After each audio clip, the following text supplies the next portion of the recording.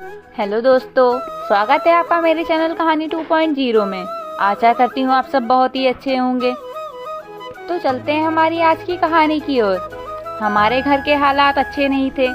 मैं एक गरीब परिवार से थी, लेकिन भगवान ने हमें सिर्फ एक ही दौलत दी हुई थी, वह थी हुस्न की दौलत। मैं काफ़ी सुंदर थी और मेरी बहन भी।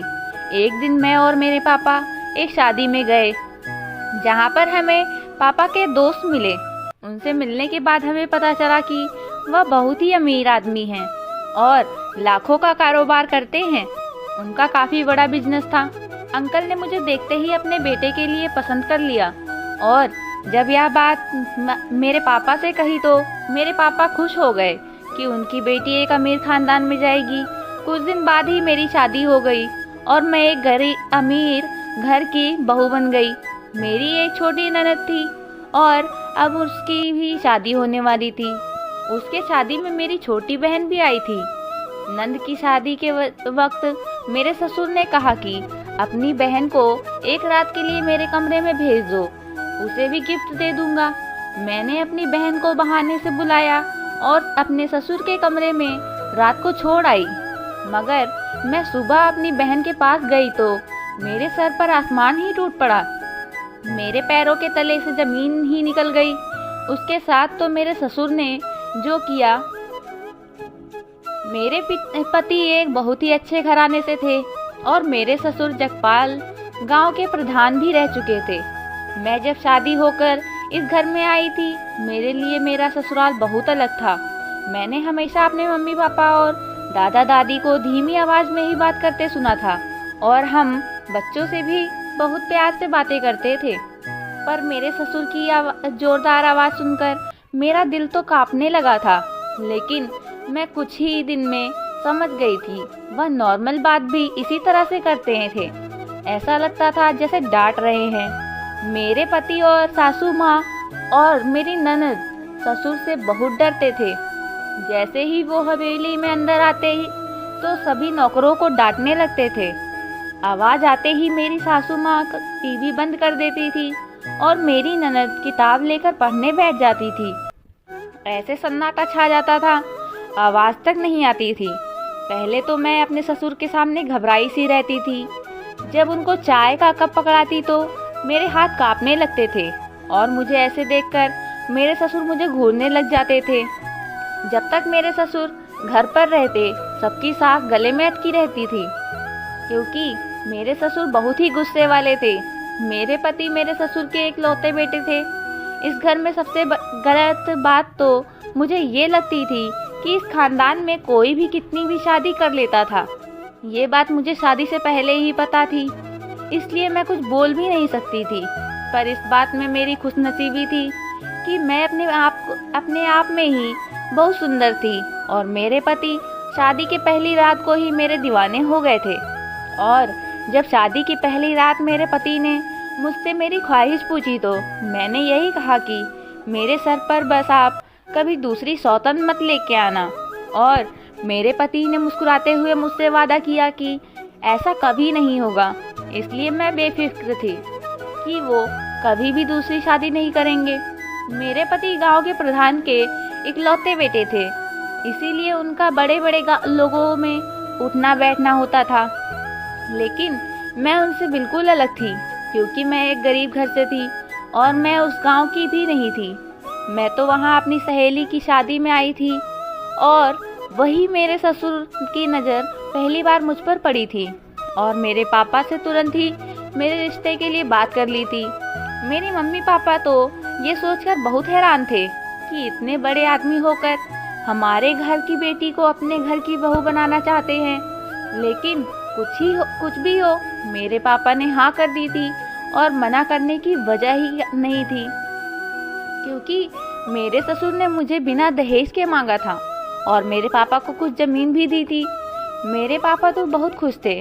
मैं तो ये सब देखकर और सुनकर बहुत हैरान थी कि ये सब कैसे हो सकता है। कोई अमीर आदमी एक गरीब घर से रिश्ता कैसे ले सकता है।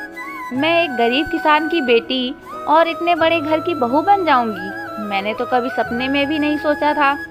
इसकी वजह शायद ये थी कि क्योंकि मैं बहुत ही खूबसूरत थी और एक हसीन लड़की थी। मेरी शादी बड़ी ही धूमधाम से हुई।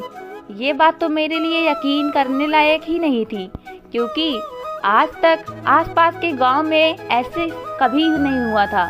जो भी आसपास के गांव में या हमारे गांव में बड़े जमींदार होते थे, वो सिर्फ हम जैसे गरीब लड़कियों को अपनी हवस का शिकार बनाते थे। शादी तो कोई भी नहीं करता था। अगर कोई मजबूरी में शादी कर भी ले तो वो हम जैसी लड़कियों को एक नौकरानी की अहमियत से ही रखते थे। लेकिन मुझे तो एक बहू का दर्जा और बहुत ही इज्जत दी गई थी। लेकिन मैं इस बात से बहुत परेशान थी। कितना भी सोच लूं पर मुझे कोई जवाब नहीं मिलता था। इसलिए मैंने अपनी खुशकिस्मती समझकर दिल से स्वीकार कर लिया था। मैंने सोचा दुनिया में अच्छे लोग भी होते हैं। इस दुनिया में हर बड़ा इंसान बुरा नहीं होता। मैं ये नहीं जानती थी कि इसके पीछे कौन सी साजिश रची जा रही थी मेरे खिलाफ, और मैं किस मकसद के लिए इस महल में लाई गई थी। ये लोग कभी भी घाटे का सौदा नहीं किया करते थे। इसका विश्वास मुझे सच्चाई जानकर हुआ था, और ये सच्चाई मेरे लिए बहुत ही खौफनाक थी। इस सच्चाई ने मेरा सुख चैन छीन लिया था। मेरी सासू माँ तो बहुत ही खुश रहने वाली थी, लेकिन वो मेरे ससुर से बहुत डरती थी। यहाँ तक कि मेरे पति भी मेरे ससुर से बहुत डरते थे, क्योंकि मेरे पति अकेले वारिस थे। इसलिए मेरे ससुर के सामने मेरे पति घर के हर मामले से दूर रहने की कोशिश करते थे। गांव के लोग मेरे ससुर की बहुत इज्जत करते थे। पंचायत में भी उनके फैसले की बहुत ही अहमियत थी। एक बार मेरे सामने ऐसा कुछ आया कि मैं देखकर दंग रह गई। मेरे ससुर एक दिन पंचायत में गए, और जब वहां से वापस आए तो उनके साथ एक 18 साल की लड़की थी। उसे देखकर मैं हैरान रह गई, क्योंकि आज के पहले कभी मैंने भी लड़की को अपने ससुर के साथ नहीं देखा था। वो लड़की फटे और गंदे कपड़ों में थी। उसकी आंखें रो रो कर लाल हो रखी थी। अब भी वो हल्की हल्की सिसकियां ले रही थी और देखने में एक आम और गरीब लड़की लग रही थी। मैंने सोचा मेरे ससुर ने इसे नौकरानी के काम पर रखा है। लेकिन जब मेरे ससुर ने कहा मैंने इसे शादी कर ली है, तो मेरे साथ साथ मेरी सास के भी होश उड़ गए। मेरी सासू माँ तो ये सुनकर बेहोश होकर जमीन पर ही गिर पड़ी, और मेरे पैर भी वहीं की वहीं रुक गए थे। मेरे ससुर की उम्र 70 साल थी और उस लड़की की 18 साल थी। बुरा तो सबको लगा था, लेकिन ससुर के आगे कोई भी बोलने की हिम्मत नहीं रखता था। मेरे ससुर ने उस लड़की को अपने कमरे की तरफ जाने का इशारा किया, और वो लड़की मेरे ससुर के कमरे में चली गई। फिर मेरे ससुर ने नौकरों से कहा इसे अच्छी तरह से तैयार कर दो, और ये कहकर बाहर चले गए। ये सुनकर मेरी नज़र मेरी सासू माँ की तरफ गई, तो उनकी आंखों से टिप टिप आंसू बह रहे थे। औरत किसी भी उम्र में अपने सिर पर एक सौतन बर्दाश्त नहीं कर सकती थी। मेरी सासू माँ भी रोते हुए अपने कमरे में चली गई। मैं भी उनके पीछे पीछे चली गई और अपनी सासू माँ को समझाती रही। अजीब बात है तो यह थी कि जब वो लड़की सुबह मेरे ससुर जी के साथ कमरे से निकली तो महंगे कपड़े और सोने से लथपथ थी और बहुत खुश थी। मैं उसे हैरानी से देख रही थी कि वह कैसी लड़की है जो अपने आप की उम्र के बड़े इंसान से शादी की है। वह लड़की हर रोज नए नए कपड़े पहनती और मेरे ससुर के साथ घूमने चली जाती थी। मैं उस लड़की को देखकर बस यही सोचती थी कि कैसे कम उम्र की लड़की है जो एक बूढ़े आदमी के साथ इतनी खुश है। शायद वह लड़की बहुत लालची थी, इसलिए कपड़े, पैसे और जेवरात देखकर फिसल गई थी। लालची तो मैं भी थी, लेकिन रिश्ता जोड़ ही अच्छा लगता है। लेकिन मैं नहीं जानती थी कि मैं भी एक दिन इस जाल में ही फंसकर रह जाऊंगी। एक दिन मैं उस लड़की के कमरे में चली गई। वो तैयार हो रही थी और मुझे देखकर नमस्ते करने लगी। मैंने उससे कहा, अब तो तुम बहुत खुश नज़र आ रही हो। जब इस घर में आई थी तो बहुत परेशान नज़र आ रही थी। तो उसने कहा कि मुझे लग रहा था मैं अपने पापा का कर्ज अपना सब कुछ देकर चुकाती करूँगी। लेकिन यह बाबा जी तो बहुत अच्छे हैं, इतने अच्छे हैं कि बस रोज रोज नए नए कपड़े लाकर देते हैं, पैसे देते हैं और नई नई ज्वेलरी लाकर देते हैं और बदले में कुछ नहीं मांगते और अच्छी अच्छी बातें भी करते हैं। मुझे तो आज तक उन्होंने छुआ भी नहीं है। ये बात तो मेरे लिए आश्चर्यचकित करने वाली थी। ये बात मैं मानने के लिए तैयार ही नहीं थी कि मेरे ससुर उस लड़की से शादी करने के बाद कोई गलत रिश्ता नहीं बनाए। और मेरे ससुर ने कहा कि इस लड़की के बाप के साथ कोई भी गलत बर्ताव ना करे। इस बात पर वो हंसने लगी और कहने लगी, बाबा जी की उम्र भी तो देखो, 65 साल से ऊपर है, हो सकता है इस लायक ही ना हो। ये कहकर वह लड़की तैयार होने लगी। वह लड़की देखने में ही 18 साल की थी, लेकिन बातों से बहुत ही ज़्यादा चालाक थी।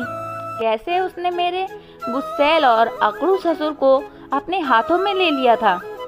अब मेरे दिमाग में एक और बात घूम रही थी, अगर मेरे ससुर इस काबिल नहीं है तो यह लड़की कब तक अपने जज्बात पर काबू रखेगी। पति का साथ तो हर औरत चाहती है और मेरे दिमाग में आने वाले दूसरे सवाल ने तो मेरे होश ही उड़ा दिए। दूसरा सवाल ये था कि इस हवेली में मेरे ससुर के अलावा दूसरा आदमी मेरे पति करण ही था। कहीं ये लड़की मेरे पति पर डोरे न डालने लगे और मेरे पति के साथ। इस सोच ने मेरी जान निकाल दी।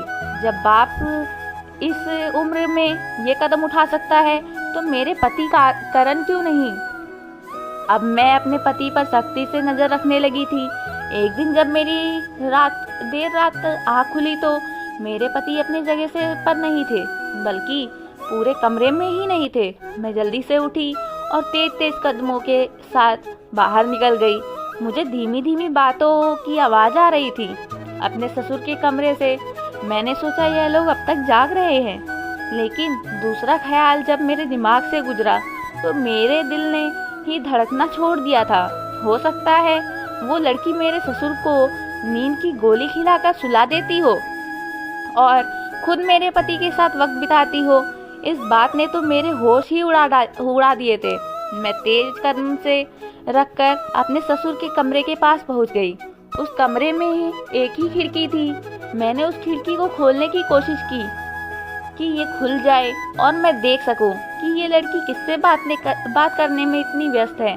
जैसे ही मैंने हल्की सी खिड़की खोली तो किसी ने मुझे पीछे से हाथ पकड़कर खींच लिया।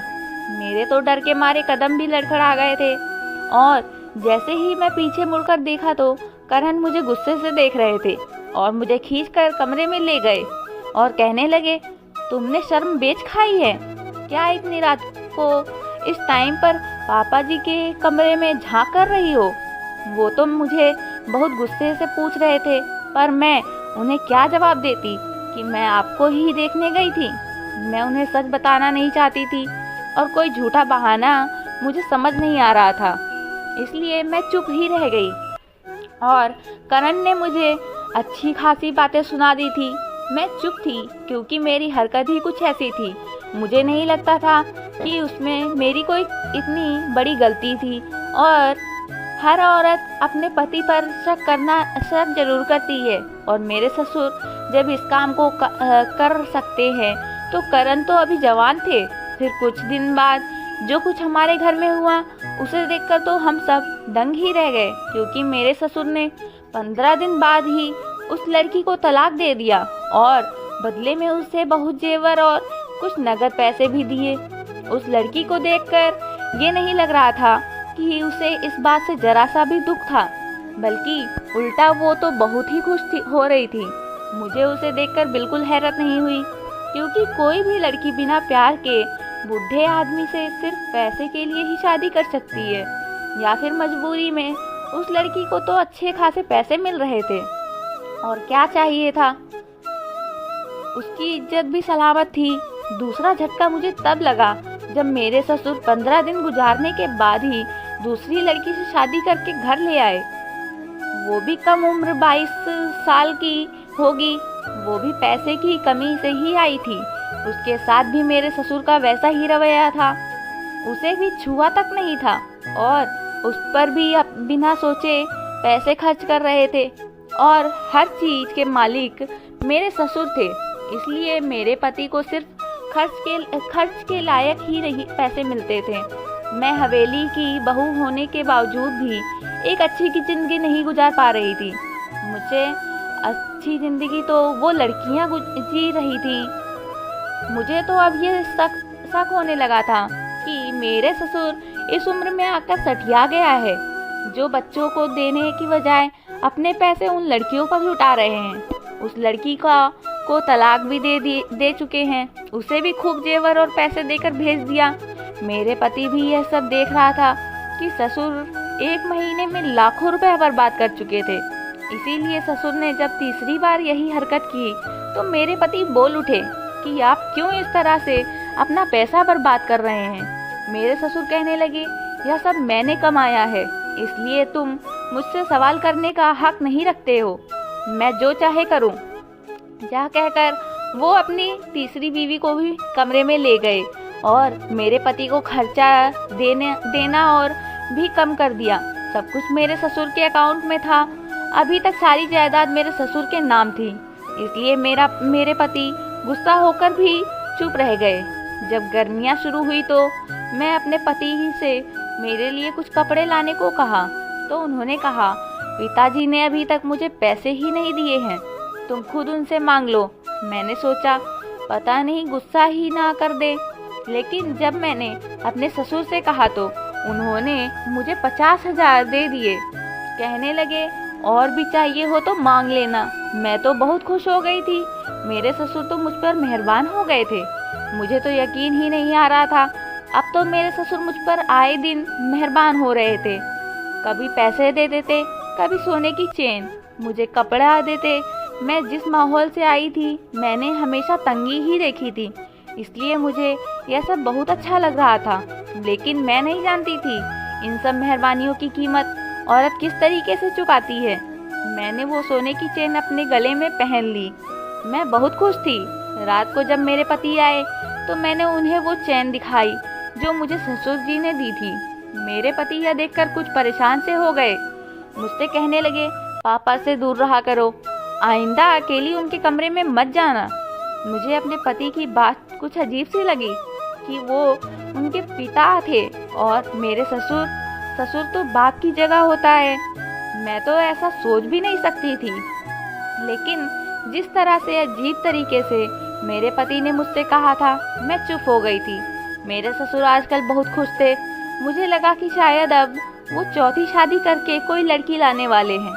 अब मैं इस बात को इतनी सोच भी नहीं पाई कि मेरे घर से फ़ोन आने लगा। मेरी छोटी बहन का एक जगह से रिश्ता आया था।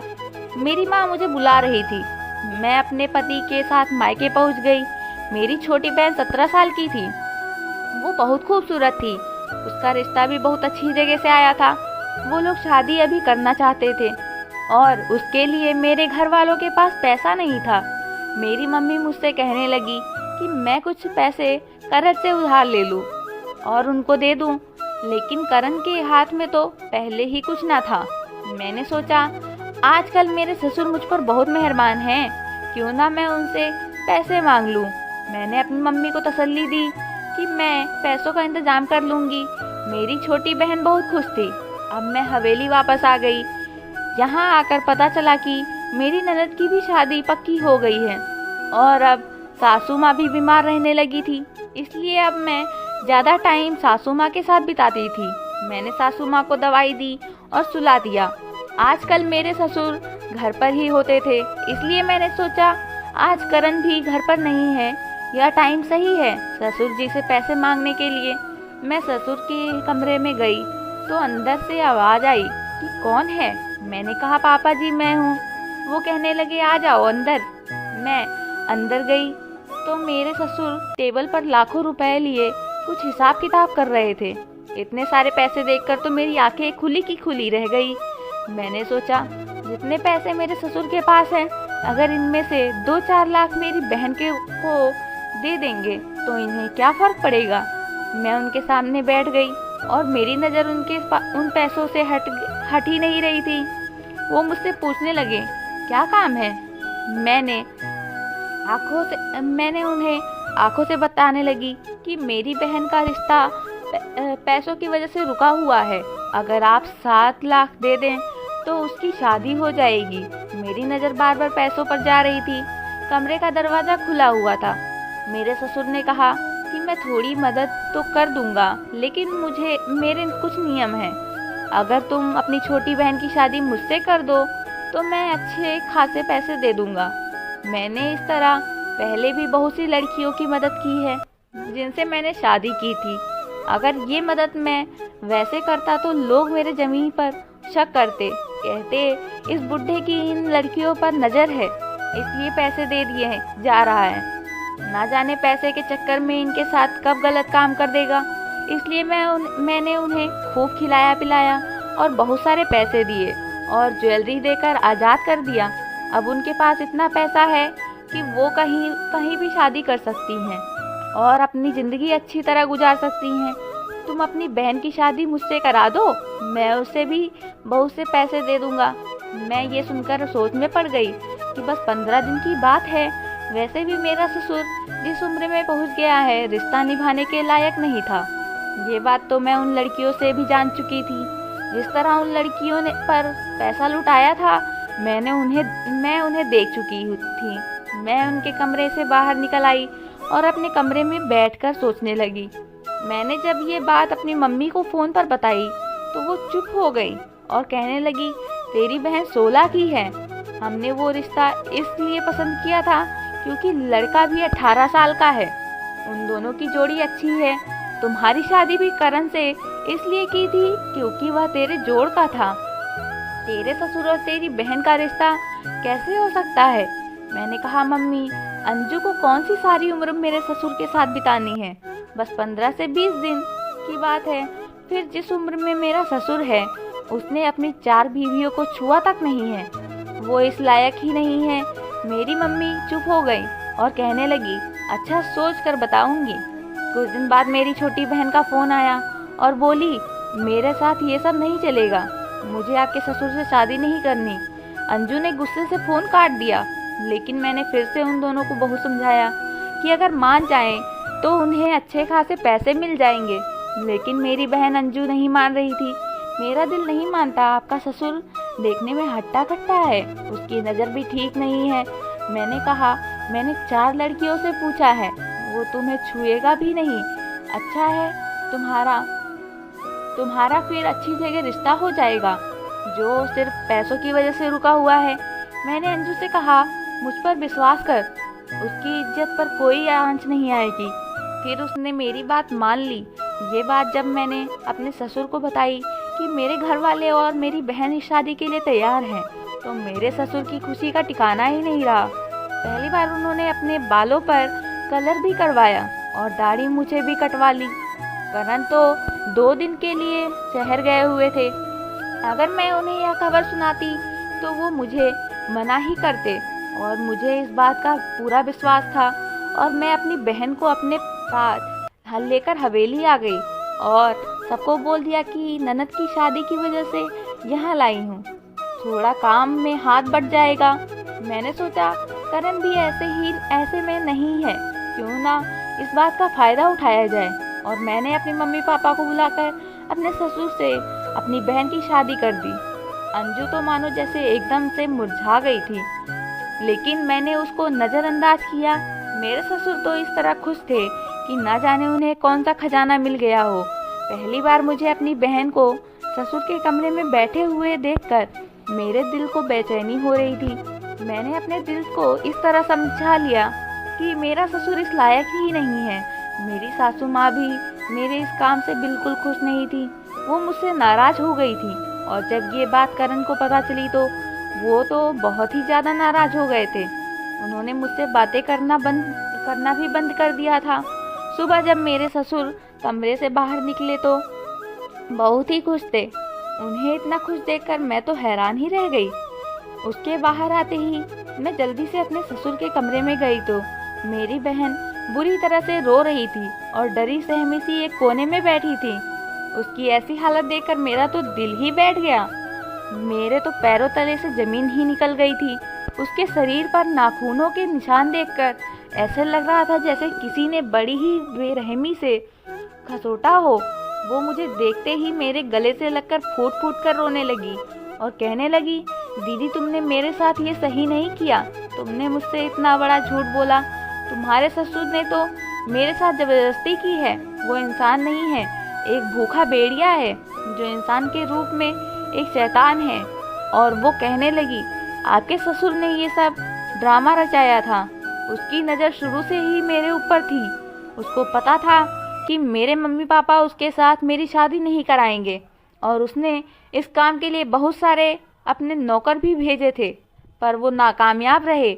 और फिर इसलिए उसने अपने बेटे से आपकी शादी करवाई और जानबूझकर उन लड़कियों से शादी की और उनसे झूठ बुलवाया कि वो आपसे कहें कि आपके ससुर इस लायक नहीं हैं, ताकि वो आपसे जब बात करे तो आप पैसों के लालच में मान जाएं। और अब वह मुझे तलाक भी नहीं देगा। ये सब मुझे उसी ने बताया है। मेरी ज़िंदगी आपने बर्बाद की है। मैं आपको कभी माफ़ नहीं करूँगी। दीदी, अंजू मुझे बद्दुआएं दिए जा रही थी और मैं उसके सामने चुपचाप खड़ी सुन रही थी और उससे माफ़ी मांग रही थी। पर अब इस माफ़ी का क्या फ़ायदा था? मैंने अपने ही हाथों अपनी बहन की ज़िंदगी बर्बाद कर दी थी और अब मैं उसे बचाना चाहती थी। फिर मैंने अपने ससुर के खिलाफ़ पुलिस में रिपोर्ट की और उन लड़कियों को भी पकड़वाया जिन्होंने मुझे इतना बड़ा झूठ कहा था। और इसके लिए मेरे ससुर को सज़ा हो गई और मेरी बहन को भी मैंने तलाक दिला दिया। अब मैंने अपनी बहन की शादी कर दी है और अब हम सब अपनी ज़िंदगी में खुश हैं और मेरी सासू माँ भी ठीक हो गई हैं। तो दोस्तों, लालच बुरी बला है। कभी भी अपनी लाइफ में लालच ना करें। जो हमारे पास है उसी में खुश रहें, नहीं तो लालच इंसान का सब कुछ तबाह कर देता है। अगर मैं पैसों के लालच ना करती तो मेरी बहन की ज़िंदगी बर्बाद ना होती। धन्यवाद दोस्तों। अगर कहानी अच्छी लगी हो तो एक लाइक ज़रूर करिएगा और आगे भी आप लोगों के लिए ऐसी अच्छी अच्छी कहानियाँ लेकर आती रहूँगी। और चैनल को सब्सक्राइब नहीं किया है तो जल्दी से सब्सक्राइब करें और बेल आइकन दबाना ना भूलें। मिलते हैं अगली वीडियो में।